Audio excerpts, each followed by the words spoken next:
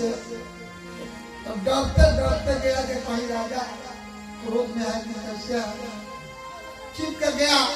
अरे नंदा, अभी नंदा गया फिर नंदा लगा भगवान रूपी नंदा चले गए पूरा ड्यूटी बजा करके।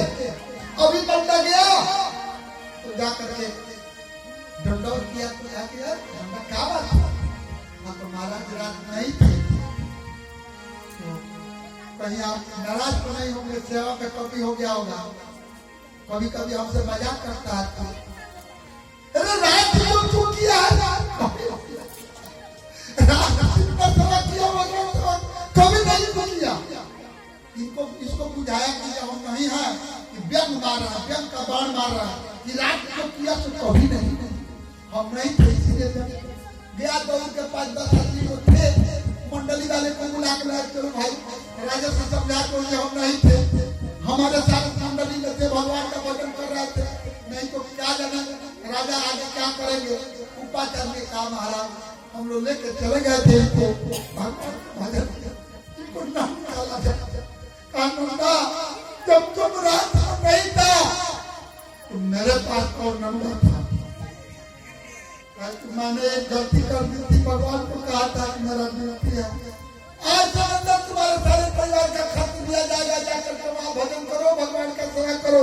आज तो राजा का सेवा नहीं करना, प्रेम मंदिर को सेवा की नहीं, प्रेम भक्त जब भगवान को हो जाता है तो अपने भक्तों के लिए भगवान जाकर के राजा का सेवा करते हैं।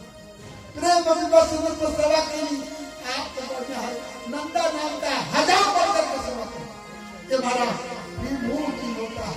आज भगवान कन्हैया विदुर के घर में आते हैं और इनको संतुष्ट करके खिला पिला करके 7-8 बज रहा तब तक दुर्योधन का दूध लगा घूमने। अभी तक भगवान कन्हैया ने याद नहीं रहता, भूल जाते हैं। जाओ देखो कहीं होंगे, कहाँ आप होंगे वही विदुर गया। जब तपस्या कर गया, जो सिपाही गया, तो महाराज आपके लिए सारा लोग भूखे प्यासे पड़ा हुआ, चलिए भजन करने। कहे कि मैं तो भूल के आ गया हूँ, मुझे कोई पूछा ही नहीं। अरे महाराज ऐसा क्या बात करते, आपके लिए सारा कुछ बना हुआ है, अरे आपको बिना खिलाए कैसे कोई खाएगा, आप कैसे चले आते। आपको कहे कि सुनो, हम बहुत विनय किया हूँ, स्तुति किया हूँ, और तुम लोग देखना चाहते हो कि हम गए थे कि नहीं। तो जब झाड़ू से पीटा था वो भी था, बुलाने के लिए गए। भगवान उस रूप को दिखाए, जब दिखाए गजब हो गया, दौड़ के महाराज। अरे प्रभु को हम लोगों ने वो जो रात में आए थे मंगा नहीं था, भगवान को नहीं था,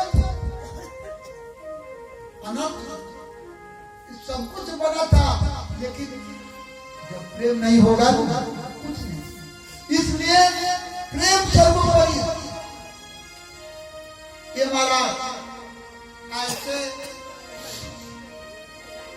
जब कथा को सुनाते गए तब कहते हैं राजा परीक्षित महाराज, आपने तो सब कथा सुनाते सुनाते और राजा सूत जी कहते हैं कि ये है सोने परीक्षित सुनो। और आगे की कथा मैं बताता हूँ कि जब अर्जुन गए थे वहाँ भगवान कृष्ण के यहाँ द्वारिका, 9 महीने के बाद लौटे। जब भगवान जी जब चले गए तो तेज जो उनका समाप्त आए, कुंती मैया सबके सामने कहा कि भगवान चले गए अपने लोग। कुंती वहीं सुन करके गिर गई और प्राणांत हो गया उसका। पांचों भाई पांडव जंगल जाकर के हिमालय में गल गए। और उसके बाद में राजा परीक्षित को राज हुआ, बोले वृंदावन बिहारी लाल की जय। राजा परीक्षित को राज हुआ तो राजा परीक्षित सदा बताता है तो जाता है घूमने के लिए कि हमारे राज में लोग कैसा सुखी है दुखी है। राजा परीक्षित का भ्रमण करने तो लोग कहता है कौन नहीं जानता है अभिमन्यु को, कौन नहीं जानता उनके दादाजी कौन थे, अर्जुन, गांडीवधारी अर्जुन। ये महाराज सारे लोगों को चर्चा परिचर्चा इनके सुन करके राजा परीक्षित को हो रहा था हमारे पूर्वजों को कितनी बड़ाई कितनी प्रशंसा है और मेरे से कोई गलती न हो जाए। धर्मज्ञ है, भगवान जिनको अपने आशीर्वचन से बाहर लेके आया है, ये महाराज एक ब्रह्मवक्ता यानी जो सुखदेव जी है राधा रानी के कृपा से बाहर आए, उधर भगवान कन्हैया के कृपा से बाहर आए राजा परीक्षित। ये दोनों श्रोता वक्ता, ब्रह्मरात वक्ता और विष्णु रात श्रोता, तो श्रोता और वक्ता दोनों एक ही कैटेगरी में है। महाराज कहीं कमी हो नहीं सकती। अंत में राजा परीक्षित ने सुना, तब तक देखा कीजिए एक बैल और एक गाय, बछड़ी और एक बछड़ा भाग रहा है और एक डंडा लेकर के खड़े हैं। देखा, नजर पड़ा राजा पर, कौन है? जाकर के रुका, जाकर के देखे, भाई तुम गौ माता रो रही हो?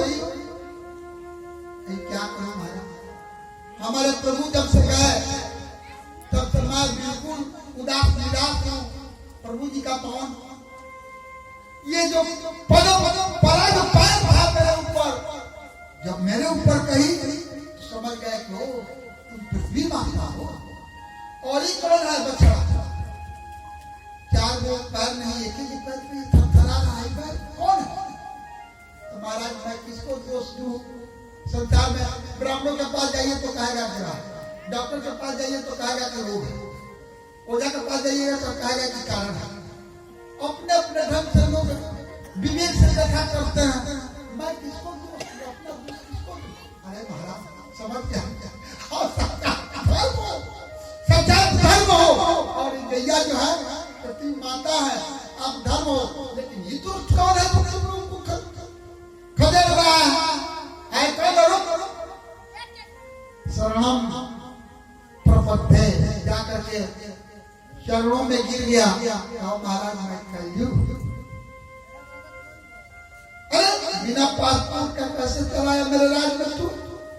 महाराज धरती से लेकर आकाश चारों ओर तो आप ही का राज साम्राज्य में कहा आया शरण में आया प्रभु, त्राई नाम शरणागतम, ठकुरों का काम है शरण में जो चल जाए तो गए शरण प्रभु राखी और सब अपराध विचार, अपराध विचार को रखना होगा।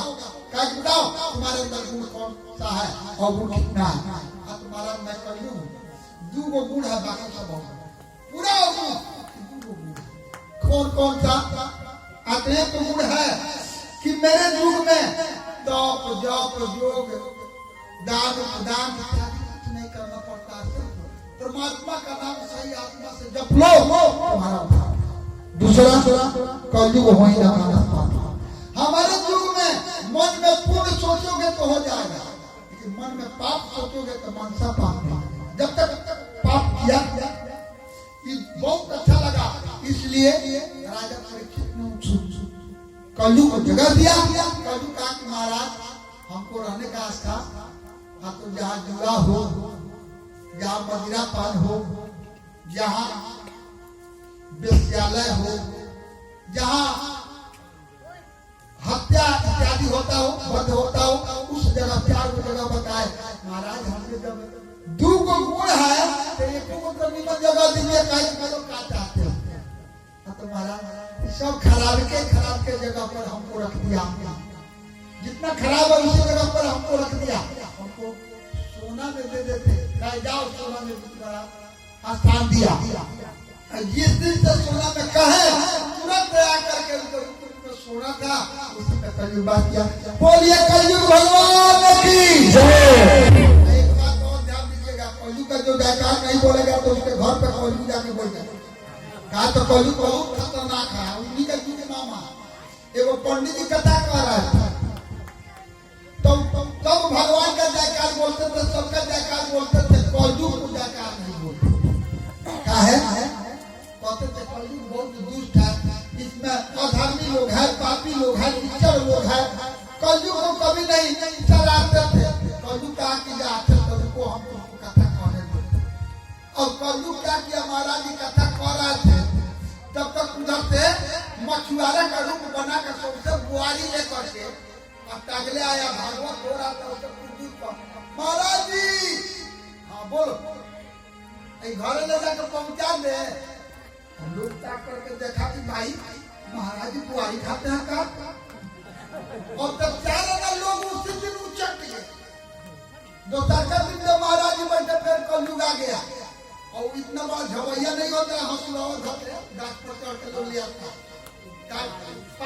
पासी बन के आया महाराज जी ताजा उतरा है और बोतल रख और लोग आके महाराज जी ने सब तब बेस्या बन के आ गया। महाराज जी 2 दिन तक पैसा बाकी है तुमको पाचा फिर आइए कहा कि हम नहीं रहे कथा नहीं करके चलो यहाँ। और हम कौन लायक है कि हम लोगों के बीच में बैठे। और पंडित जी उठ करके रास्ते में अपना बोरिया पे अस्तर बांध करके चल दिए कथा। आगे रास्ते में गांव से बाहर गए तो पंडित मिला महाराज जी ये रात में कहा पंडित जी को आंख बंद करा दिया अब बन गया। अरे बेटी तुम्हें तो थी घबराइए मत बन गया मथुरा। फिर बन गया पास तुरंत रूप बदल के दिखाया भाई तुम कौन हो। भाई एक गली में जाएंगे सब लोग पूजा करेंगे लेकिन कौन अब हमारे राज्य में बैठ नियम का पालन करना पड़ेगा क्या करना पड़ेगा। तो जाते जाते में एक बार मेरा जयकार बोलवा एक बार कथा के बीच और एक बार कथा का अंत जो नहीं बोलेगा उसी के आप जो इस पर बैठ कर चल जाएंगे। बोलिए कलयुग भगवान की ये महाराज बोल होकर के पंडित जी कहा कि जब तक कहा है कि सब कुछ हो जाएगा जब कहीं आकर के कथा कर रहा है तब तक वो आया उधर से वो गाड़ी पर चढ़ करके कार पर 4 चक्का पे चढ़ और 10,000 रुपए भगत को चढ़ करके दिया तो यहाँ आ नहीं सकता भगवान के पास ये भगवान कलयुग नहीं आ सकता तो उधर से काट दिया किसी को गाड़ी पकड़ा के ले जाकर महाराज के दे दे उन्हें कह दिया महाराज जी वो गाड़ी वाला दिया है।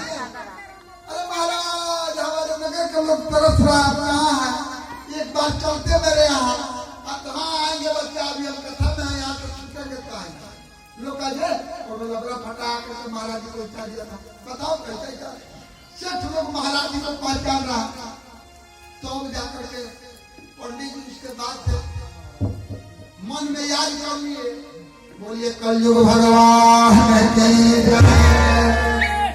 ऐसे जब धर्म और गौ के बाद में कलयुग का बात हुआ तो एक मुकुट चढ़ा करके जंगल में गए राजा परीक्षित तो जाते जाते प्यास लगी तो आए कभी मुनि के आश्रम पे वहां आश्रम में ध्यान लगाए थे इनको बुझा गया